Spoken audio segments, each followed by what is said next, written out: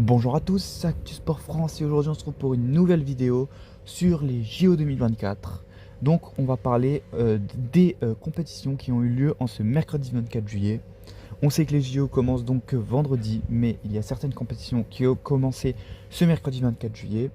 Et je vais donc vous faire une vidéo par jour, vous résumant tout ce qui s'est passé dans la journée, sur tous les sports qui s'est passé dans la journée, dans chaque journée aux JO. Ainsi, nous allons donc commencer la première vidéo avec ce mercredi 24 juillet. Donc, il y a eu comme compétition le football masculin, donc nous allons donc commencer par ça. Et nous allons partir avec le groupe A. Il y a eu premier match opposant la Guinée et la Nouvelle-Zélande. Victoire de la Nouvelle-Zélande 2-1, avec comme buteur Garbett et Wayne pour la Nouvelle-Zélande et Jawara pour la Guinée. Deuxième match du groupe A, comme nous le savons tous, France-États-Unis.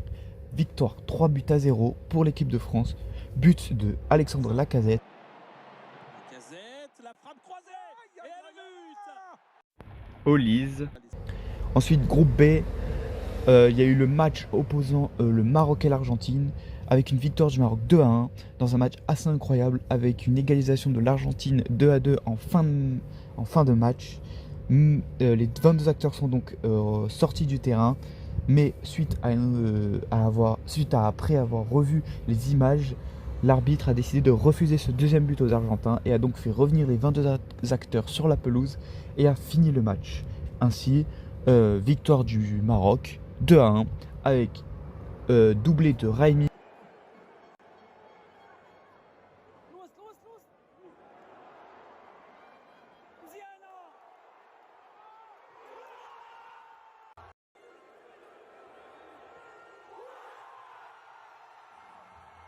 Pour le Maroc et un but de Simeone pour l'Argentine. Deuxième match du groupe B, Irak contre l'Ukraine. Victoire 2-1 pour l'Irak. Buteur Höysen et Jassim pour l'Irak. Et pour l'Ukraine, Rubichinski.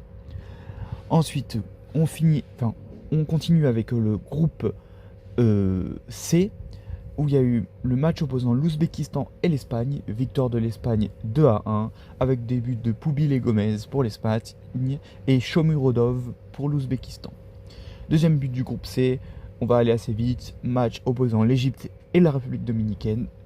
0-0, les deux équipes se sont neutralisées, pas de buteur, et ils engrangent tous les deux un point.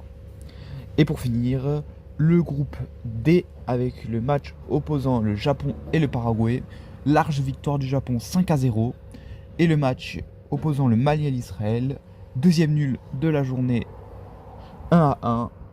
Ainsi, les deux équipes vont donc chercher un point. Et pour finir, nous allons continuer avec la deuxième compétition qui a été jouée en ce mercredi. C'est donc le rugby à 7. Donc là, il y a eu deux matchs pour chaque équipe.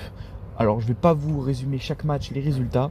On va donc juste aller sur les poules et voir combien il y a de points pour chaque équipe. Parce qu'il y a eu beaucoup trop de matchs et ça serait trop long à dire. Sachant que les premiers de poule sont tous qualifiés, les deuxièmes de poule sont tous qualifiés, et ensuite les deux meilleurs troisièmes sont qualifiés. Pour la poule A, nous avons donc la Nouvelle-Zélande premier avec 6 points, avec juste derrière l'Irlande, elle aussi deuxième avec 6 points, l'Afrique du Sud troisième avec 2 points, et dernière position le Japon avec 2 points. Concernant la poule B, on a l'Argentine premier avec 6 points, l'Australie deuxième avec 6 points, les Samoa troisième avec 2 points et le Kenya troisième avec 2 points. Poule C, la poule de la France, nous avons donc les Fidji premier avec 6 points, la France deuxième avec 5 points, les États-Unis troisième avec 3 points et l'Uruguay dernier avec 2 points. Notons que la France a pas très bien démarré sa compétition avec un nul face aux États-Unis, alors que c'est quand même une très grande nation dans le rugby à 7. Et ensuite une victoire face à l'Uruguay un peu en fin de match avec un très bon Antoine Dupont notamment. Donc la France, pour pouvoir finir première de son groupe, va devoir gagner son match face aux Fidji. Mais la Fidji, n'oublions pas que c'est les champions du monde en titre et qu'ils sont très bons.